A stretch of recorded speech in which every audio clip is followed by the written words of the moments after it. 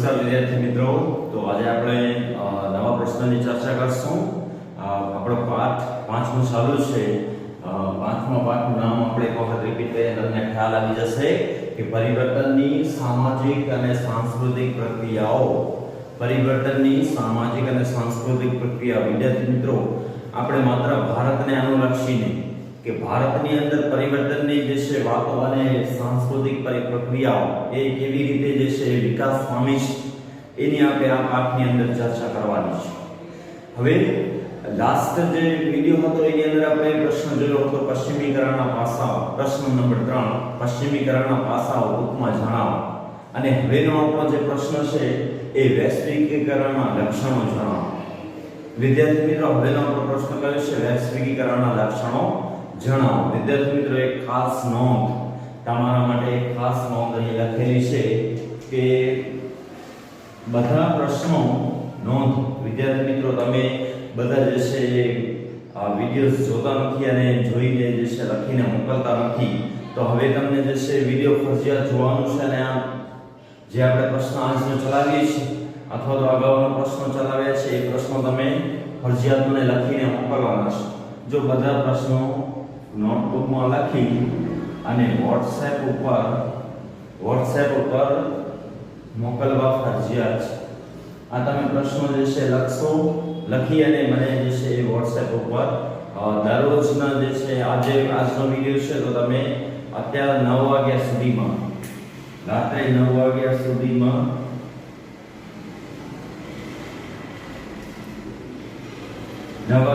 તમે મને જે છે એ શું કરી શકો છો? તો પ્રશ્ન લખી અને મોકલી શકો છો. ફરજિયાત, મરજિયાત નથી વિદ્યાર્થી મિત્રો, લખીને આપણે મોકલવાનું છે.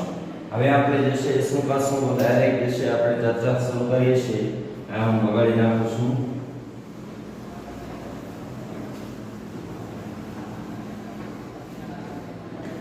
હા, હવે આપણે પ્રશ્ન પર આવી જશું. પ્રશ્ન છે આપણો વૈશ્વિકીકરણના લક્ષણો જણાવો.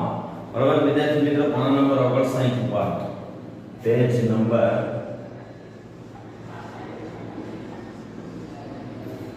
પાના નંબર 59 ઉપર આપણો પ્રશ્ન છે નંબરની અંદર, અને જે છે વૈશ્વિકીકરણના લક્ષણો જણાવો.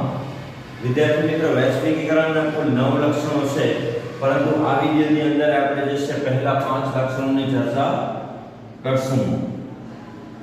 સૌપ્રથમ આપણે વૈશ્વિકીકરણ એટલે શું એ આપણે સમજી લઈએ. જે વ્યાખ્યા તમને યાદ રાખવા દઈશ. એક ગુણની અંદર પણ પૂછાઈ શકે છે અને 5 ગુણનો પ્રશ્ન પૂછાય તો 5 ગુણનો પ્રશ્ન પૂછાય છે તો આપણે શું કરવાનું છે? 5 ગુણમાં જે પ્રશ્ન પૂછાય છે તો આપણે આની વ્યાખ્યા આવડવી જોઈએ. સૌપ્રથમ વ્યાખ્યા છે તમારા માટે કે વૈશ્વિકીકરણ એટલે વિશ્વના બધા દેશોના અર્થતંત્રને. વિદ્યાર્થી મિત્રો, આપણે યાદ રાખવાનું છે કે વૈશ્વિકીકરણ એટલે શું? વૈશ્વિકીકરણ વિશ્વ, બરાબર, આની અંદર આપણે યાદ કરીએ તો સંદેશ છોડીએ તો વિશ્વ આવે છે, બરાબર. અને એકીકરણ, વૈશ્વિકીકરણ એટલે કે સમગ્ર વિશ્વને એક બનાવવું. હવે આપણે એની વ્યાખ્યા સમજીએ કે વૈશ્વિકીકરણ એટલે વિશ્વના બધા દેશોના અર્થતંત્રને, વિશ્વના બધા દેશોના અર્થતંત્ર, બરાબર. જે અત્યારની પરિસ્થિતિ છે, આપણે વિશ્વના બધા દેશોના અર્થતંત્રને, એટલે અત્યારની પરિસ્થિતિ છે તો કોરોના વાયરસ કે જેના લીધે બધા દેશોના અર્થતંત્ર નીચે આવી ગયા છે, બરાબર. તો હવે આપણે વિશ્વના બધા દેશોના અર્થતંત્રને, આપણે જે છે અર્થતંત્ર જીડીપી ઉપર નક્કી નિર્ભર છે, જીડીપી ઉપરથી આપણા અર્થતંત્રને જોઈએ છે. તો વિશ્વના બધા દેશોના અર્થતંત્રને એકબીજા સાથે વ્યવસ્થિત રીતે ભેગા કરવા. વિશ્વના બધા દેશોની અંદર, દુનિયાની અંદર જેટલા દેશો છે એ બધા દેશોના અર્થતંત્રને એકબીજા સાથે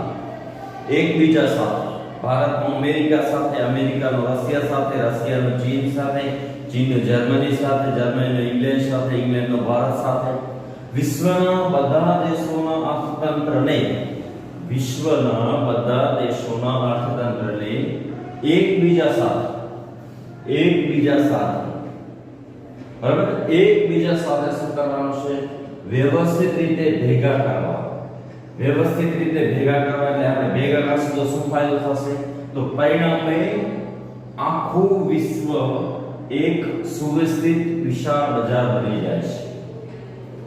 વિશ્વના બધા દેશોના અર્થતંત્રને એકબીજા સાથે વ્યવસ્થિત રીતે ભેગા કરવા, પરિણામે આખું વિશ્વ એક સુવ્યવસ્થિત વિશાળ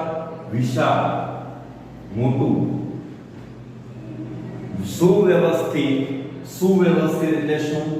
એટલે સુંદર, સારું, અને વ્યવસ્થિત એટલે તમે બધા જાણો છો સારી રીતે ગોઠવાયેલ સુવ્યવસ્થિત વિશાળ બજાર બની જાય છે.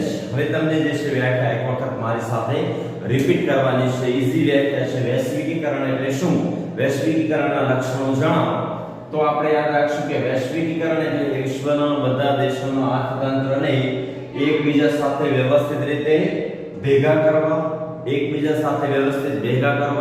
પરિણામે આખું વિશ્વ એક સુવ્યવસ્થિત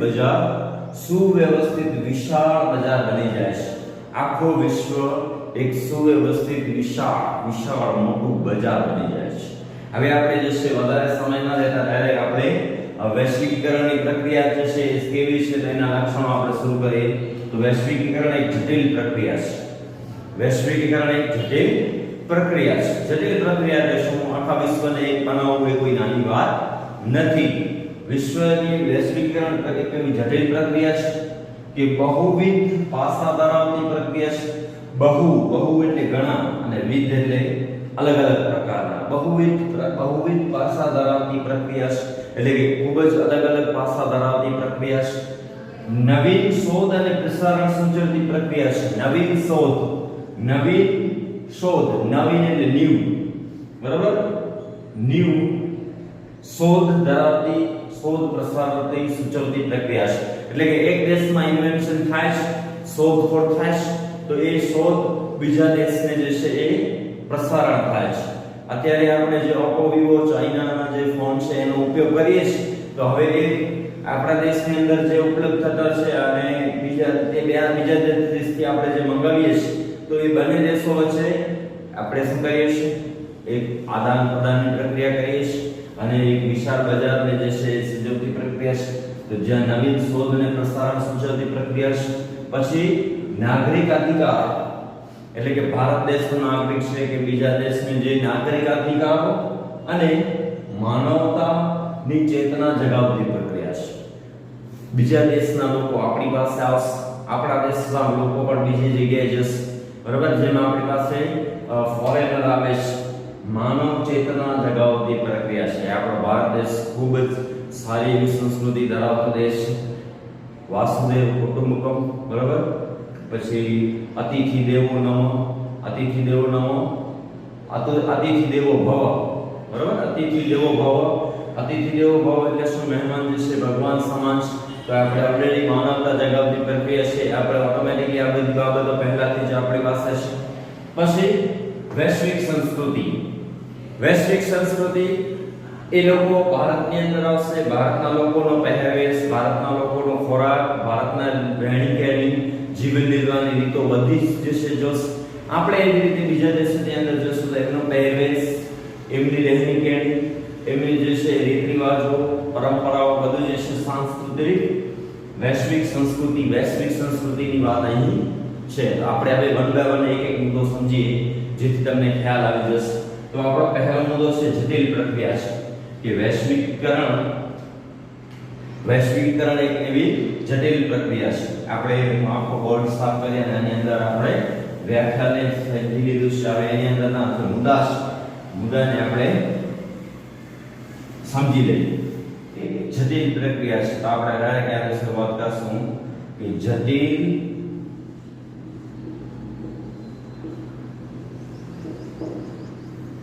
વૈશ્વિકીકરણ જટિલ પ્રક્રિયા છે.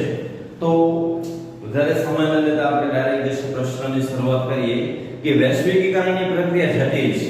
જટિલ છે એટલે શું? સમજાય નહીં તેવી, મુશ્કેલ. વૈશ્વિકીકરણની પ્રક્રિયા કેવી છે? વૈશ્વિકીકરણની પ્રક્રિયા જટિલ, બરાબર? આ તો પહેલું આપણે એની અંદર છે એટલે આપણે નથી લખતા બોર્ડ પર. તો વૈશ્વિકીકરણની પ્રક્રિયા જટિલ છે કેમ કે તેની સાથે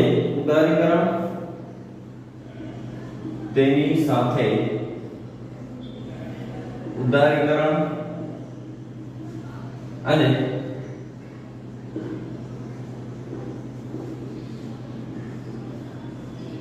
વૈશ્વિકીકરણ એક જટિલ પ્રક્રિયા છે, તેની સાથે ઉદારીકરણ અને ખાનગીકરણ જે છે એ ગાઢ રીતે જોડાયેલા છે. ઉદારીકરણ, હવે ઉદારીકરણ એટલે શું એ આપણે સમજીએ પહેલા. તો ઉદારીકરણ એટલે શું? તો ભારત છે અને આપણે એક એક્ઝામ્પલ લઈએ કે ભારતની સાથે જર્મની છે, તો જર્મનીને ભારતની અંદર વેપાર કરવો છે તો ભારતને જે છે ઉદારીકરણની નીતિ અપનાવી છે. ઉદારીકરણની નીતિ એટલે શું? તો કોઈને ટેક્સ માફ કરવું, એમને જે છે એ કંપનીની શરૂઆત કરવા માટે જે છે જમીન આપવી. તો ભારતે જે છે એક ઉદારીકરણ અને ખાનગીકરણ એટલે શું? જે કંપની જે છે ભારતની હોય, ભારતની જમીન પર હોય, પરંતુ ખાનગીકરણ એટલે શું? તેના માલિકો જે છે જર્મનીના જે લોકો હોય, બિઝનેસમેન હોય, જર્મનીનો કે કંપનીનો માલિક હોય તો એ પોતે હોય. ખાનગીકરણ એટલે કે શું? વિદ્યાર્થી મિત્રો, પોતાની જે છે માલિકીનું હોય એને ખાનગીકરણ કહેવાય છે. તો હવે ઉદારીકરણ અને ખાનગીકરણ એ વિશ્વની વૈશ્વિકીકરણની એક જટિલ પ્રક્રિયાની વાત કરીએ છીએ તો આપણે એની અંદર સમાવેશ થાય છે કે વૈશ્વિકીકરણ, ઉદારીકરણ અને ખાનગીકરણની પરસ્પર અસર થતી હોવાથી આ પ્રક્રિયા જટિલ અને અઘરી બને છે. બરોબર. વૈશ્વિકીકરણની અંદર ઉદારીકરણ અને ખાનગીકરણ પરસ્પર અસર થતી હોવાથી આ પ્રક્રિયા જટિલ અને અઘરી બને છે. બરોબર. હવે આપણે આ બધું યાદ રાખશું કે ઉદારીકરણ અને ખાનગીકરણ ગાઢ રીતે જોડાયેલા છે. પછી એની ઉપરથી બીજો મુદ્દો છે કે વૈશ્વિકીકરણની અંદર ઉદારીકરણ અને ખાનગીકરણ જે છે પરસ્પર અસર થતી હોવાથી એ જટિલ અને અઘરી બને છે. પછી એની અંદર બીજો મુદ્દો કે વૈશ્વિકીકરણના કારણ અને પરિણામ એ બંને રીતે અસર કરે છે. વૈશ્વિકીકરણ કારણ અને પરિણામ એ બંને રીતે અસર કરે છે. આથી તે જટિલ પ્રક્રિયા છે. તો આપણે અહીં જે છે જટિલ પ્રક્રિયા છે એની અંદર શું સમજશું આપણે? તો વિદ્યાર્થી મિત્રો, આપણે યાદ રાખવાનું છે કે ઉદારીકરણ અને ખાનગીકરણ વૈશ્વિકીકરણ સાથે ગાઢ રીતે જોડાયેલા છે.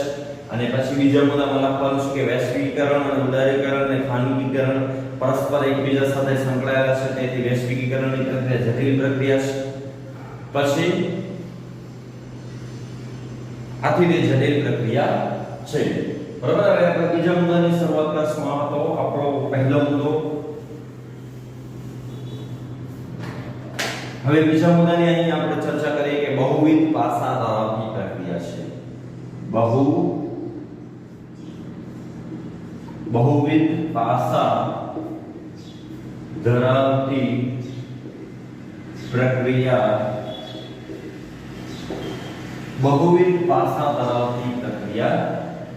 વૈશ્વિકીકરણ બહુવિધ પાસા ધરાવતી પ્રક્રિયા છે.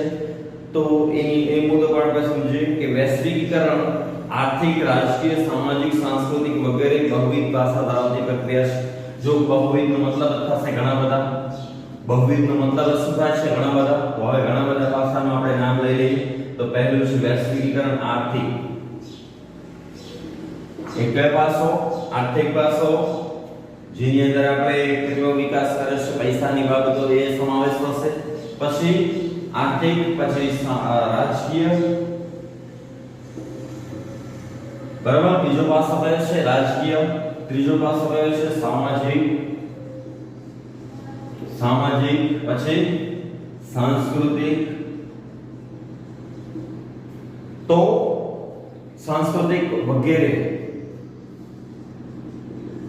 તો આપણે બહુવિધ પાસા ધરાવતી પ્રક્રિયા છે. તો વૈશ્વિકીકરણ આર્થિક, રાજકીય, સામાજિક, સાંસ્કૃતિક વગેરે પાસા ધરાવતી પ્રક્રિયા છે. સમાજશાસ્ત્ર માત્ર વૈશ્વિકીકરણના સામાજિક અને સાંસ્કૃતિક. હવે આપણે વાત કરવાની છે સમાજશાસ્ત્રની. સમાજશાસ્ત્ર માત્ર કઈ બાબતોનો અભ્યાસ કરે છે? તો એક સામાજિક, જે આપણા પાઠની અંદર આવે છે, સામાજિક અને સાંસ્કૃતિક.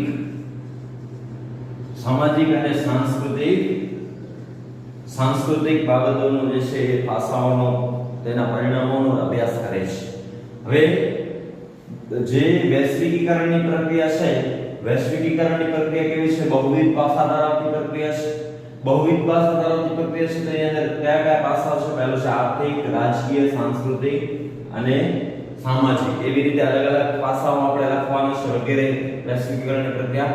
હવે સમાજશાસ્ત્ર જેનો આપણે અભ્યાસ કરીએ છીએ, સમાજશાસ્ત્ર માત્ર સામાજિક અને સાંસ્કૃતિક બાબતોનો જ અભ્યાસ કરે છે અને એનો જ પરિણામ એ ચકાસે છે. વિદ્યાર્થી મિત્રો, બે મુદ્દા અહીં જે છે શું થાય છે? પૂર્ણ થાય છે. ત્રીજો મુદ્દો આપણે લઈએ. ત્રીજો મુદ્દો છે આની અંદર, ત્રીજો મુદ્દો છે નવીન શોધ અને પ્રસરણ સૂચવતી પ્રક્રિયા. નવીન શોધ, નવીન શોધ અને પ્રસરણ સૂચવતી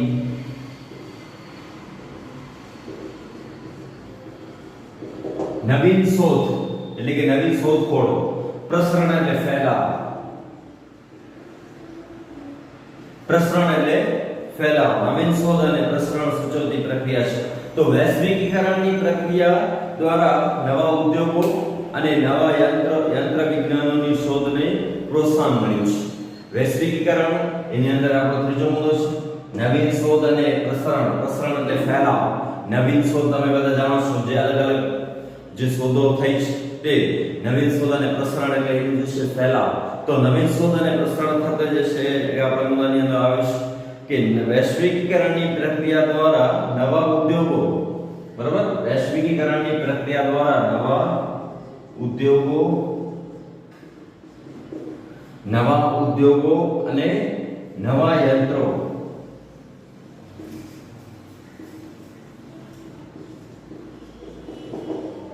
વૈશ્વિકીકરણની પ્રક્રિયા દ્વારા નવા ઉદ્યોગો અને નવા યંત્રો એને પ્રોત્સાહન મળ્યું છે કે નવી શોધોને સમગ્ર વિશ્વમાં પ્રસરણ માટેની ગતિ. પ્રસરણ એટલે ફેલાવ, બરાબર. નવી શોધોને સમગ્ર વિશ્વમાં પ્રસરણ માટેની ગતિ અને તક મળ્યા છે. દાખલા તરીકે ઇન્ટરનેટનો ઉપયોગ અને સેવા ઉદ્યોગ. ઇન્ટરનેટનો ઉપયોગ આપણે જે છે એ તરત જ કોઈ વસ્તુ સર્ચ કરવી છે, તરત જ કોઈ વસ્તુ મંગાવવી છે તો આપણે ઓનલાઈન મંગાવીએ છીએ. અત્યારે પણ આપણે ઓનલાઈન મળી રહ્યા છે. શેનો ઉપયોગ કરીને? ઇન્ટરનેટનો ઉપયોગ કરીને. તો નવા ઉદ્યોગો અને નવા યંત્રોની તો સાથે સાથે જે મહત્વનો મુદ્દો છે આપણે યાદ રાખવાનો છે કે એ શું છે કે નવી શોધો, બરાબર, નવી શોધો અને વિશ્વમાં પ્રસારણ માટેની ગતિ અને તક મળે છે. દાખલા તરીકે જે એક્ઝામ્પલ આપેલું છે એ આપણે લખવાનું છે. એક્ઝામ્પલ શું છે? ઇન્ટરનેટનો ઉપયોગ. ઇન્ટરનેટનો ઉપયોગ. આ વસ્તુ આપણે જે છે પછી આપણે વાત કરશું ચોથા મુદ્દાની. ચોથો મુદ્દો છે નાગરિક અધિકારો. નાગરિક અધિકારોની આપણે વાત કરીએ તો નાગરિક અધિકારો જે છે કઈ બાબતો પર અસર કરે છે? તો વૈશ્વિકીકરણની પ્રક્રિયા એ નાગરિક અધિકારો અને માનવતાની ચેતના જગાવી છે, બરાબર. વૈશ્વિક અધિકારો અને જે છે માનવ ચેતના જગાવતી પ્રક્રિયા છે. તો આપણે યાદ રાખશું કે વિશ્વમાં આ પ્રક્રિયા એટલે કે વૈશ્વિકીકરણની પ્રક્રિયા, આ પ્રક્રિયામાં લીધે વિશ્વમાં ગરીબી નાબૂદ થઈ છે. આ પ્રક્રિયાને લીધે શું થાય છે? વિશ્વમાં ગરીબી નાબૂદ, એટલે થોડે અંશે એના ઉપર કાબુ મેળવી શકાય છે. પછી શિક્ષણ અને આરોગ્યને પ્રોત્સાહન, બરાબર. અને શિક્ષણ અને આરોગ્યને જે છે શું થયું છે? એના માટે છે એ દબાણના પ્રશ્નો જન્મ્યા છે. એટલે કે જો તમે આગળ જતા જો ભણેલા નથી, જો તમે અભ્યાસ નથી કર્યો તો તમને કોઈ જગ્યાએ વ્યવસાય નહીં મળે, અથવા તો ટેકનોલોજીનો ઉપયોગ કરતા નહીં આવડતું હોય તો તમને જે છે વ્યવસાય નહીં મળે. તો એના કારણે શિક્ષણને પણ જે છે શું થયું? તો શિક્ષણની અંદર પણ વિકાસ થયો. શિક્ષણના ક્ષેત્રે પણ એ લોકો જે છે એ ભણવા શરૂ કર્યો. પછી માહિતી અધિકારોનો કાયદો, બરાબર. પછી માહિતી અધિકારોનો કાયદો, તો જે ક્ષેત્રની માહિતી આપણે મેળવી હોય, રાઈટ ટુ ઇન્ફોર્મેશન, બરાબર, તો આપણે ત્યાંથી તરત જ છે એની માહિતી મળી શકે છે. પછી શિક્ષણ અને આરોગ્યની સાથે સાથે પછી એની અંદર બીજો મુદ્દો છે માહિતી અને અધિકારો. માહિતી અને અધિકારોની અંદર આપણે કોઈ કંપની છે, એ કંપની વિશે આપણે જાણવું છે તો આપણે આરટીઆઈ કરીએ, રાઇટ ટુ ઇન્ફોર્મેશન, તો આપણે તરત જ એની બધી માહિતી આપણે પર રજૂ થશે. પછી છે ફૂડ ફોર ઓલ, એટલે કે ખાવાનો ખોરાક છે બધા માટે, ફૂડ ફોર ઓલ. પછી ત્રીજો મુદ્દો છે એની અંદર પર્યાવરણમાં થતા પરિવર્તનના કારણે, પર્યાવરણમાં થતા કુદરતી પરિવર્તનના કારણે, જે પર્યાવરણ છે આપણો ટેમ્પરેચર છે, કોઈ જગ્યાએ અતિવૃષ્ટિ થાય છે એટલે કે ઘણો બધો વરસાદ પડે છે એક સાથે અને કુદરતી આફતો આવે છે, પૂર આવવું અથવા તો કોઈ ડૂબી જવું, કોઈ પણ એવી કુદરતી ધરતીકંપ આવે છે, કુદરતી આફતો થાય છે તો કુદરતી આફતોના કારણે શું થાય છે કે એના પર પછી કુદરતી આફતો એકબીજાના ઉપયોગમાં, એટલે કે આપણે બીજા લોકોને સહાય કરવી, બરાબર, અને મદદ કરવાની માનવતાની ભાવના વિકસાવી છે. વૈશ્વિકીકરણની સૌથી મોટો ફાયદો હોય તો આપણે જે છે કુદરતી આફતો, અને કુદરતી આફતો કોઈને કહીને ક્યારે આવતી નથી, જ્યારે આવે છે ત્યારે વિનાશ લઈ આવે છે. તો કુદરતી આફત થાય છે તો ત્યારે વિશ્વના બધા દેશો મળી અને એ કુદરતી આફત સાથે એની જે છે તૈયારી અને લડાઈ કરવા માટે બધા ભેગા થાય છે અને ત્યાં જીત મળે છે. આપણે હવે બીજાના મુદ્દા જે છે બીજા વિડિયોની અંદર આપણે ચર્ચા કરશું, પાર્ટ 2 ની અંદર આપણે ચર્ચા કરશું. નમસ્કાર.